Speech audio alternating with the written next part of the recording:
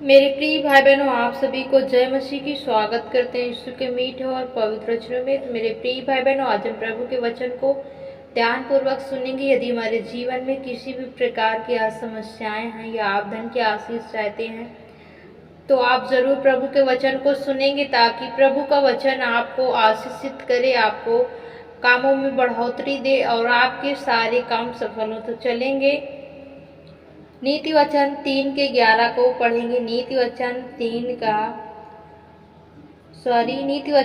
के 10 से पढ़ेंगे।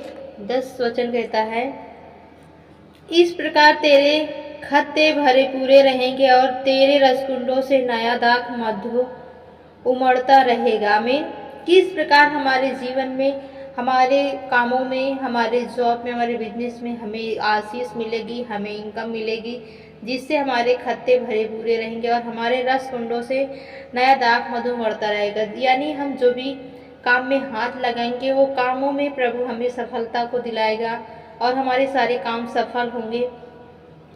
11वां पढ़ेंगे, हे मेरे पुत्र, यहोवा की शिक्षा से मुंह न मोड़ना, जब वह तुझे डांटे तब तू बुरा ना मानना, क्योंकि यहोवा जिससे प्रेम रखता है उसको डांटता है, जैसे कि बाप उस बेटे को जिसे वो अधिक चाहता है।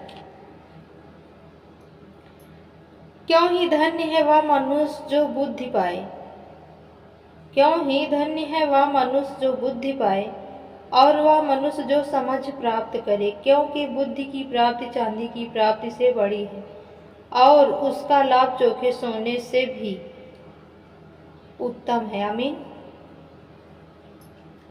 किस चीज का?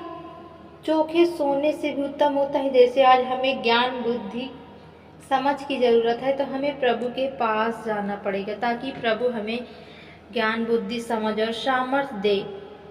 और चोखे सोने से भी लाभ उत्तम होता है। जैसे चोखा सोना होता है, उससे पाने से हमारी जो ज़रूरतें होती है उसे बेचकर पूरी कर सकते हैं। या सोना इतना कीमती होता है जिसकी लोग तुलना करते हैं।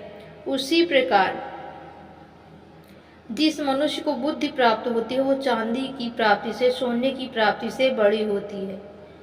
15 वचन पढ़ेंगे, वह मूंगे से अधिक अनमोल है और जितनी वस्तुओं को, यानी वह मूंगे से अधिक अनमोल है, जितनी वस्तुओं की तू लालसा करता है उनमें से कोई भी उसके तुल्य ठहरेगी, उनमें से कोई भी चीज उसके तुल्य न ठहरेगी। उनके दाहिने हाथ में दीर्घायु और उसके बाएं हाथ में धन और महिमा है। 17 वचन देखेंगे,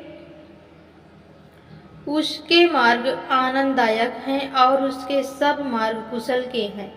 जो बुद्धि को ग्रहण कर लेता है उनके लिए वह जीवन का वृक्ष बनती है, और जो उसको पकड़े रहता है वह धन्य है। यहोवा ने पृथ्वी की नींव बुद्धि से डाली और स्वर्ग को समझ के ही द्वारा स्थिर किया है। उसके ज्ञान के द्वारा गहरे सागर फूट निकले और आकाश मंडल से ओस टपकती है। आमीन। यदि आप सचमुच आज प्रभु के वचन को सुनते हैं, विश्वास करते हैं और वचनों के द्वारा आप चलते हैं, तो आपको जो समझ देता है प्रभु, जो आपको ज्ञान देता है प्रभु, उसे अपने हृदय रूपी पटिया में प्रवेश होने दें, ताकि उस ज्ञान के द्वारा आप सुख पाएं।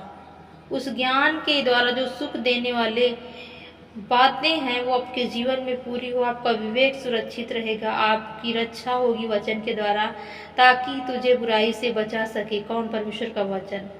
उल्टी फेर की बातों से प्रभु आपको बचाएगा। जो खराई के मार्ग पर चलता है प्रभु उसकी रक्षा भी करता है। हालेलुया।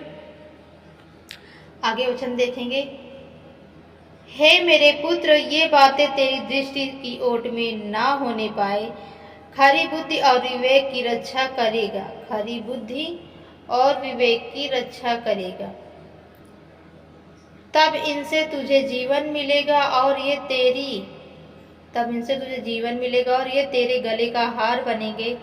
तब तू अपने मार्ग पर निडर चलेगा और तेरे पांव में ठेस न लगेगी। जब तू लेटेगा तब भय ना खाएगा, जब तू लेटेगा तब सुख की नींद आएगी। जब लेटेगा तब सुख की नींद आएगी। अचानक आने वाले भय से ना डर, और जब दुष्ट पर विपत्ति आ पड़े तब ना घबराना, क्योंकि यहोवा तुझे सहारा दिया करेगा और तेरे पाँव को फंदे में फंसने ना देगा। जिसका भला करना चाहे, यदि तुझ में शक्ति रहे तो उसका भला करने से ना रुकना। आमीन।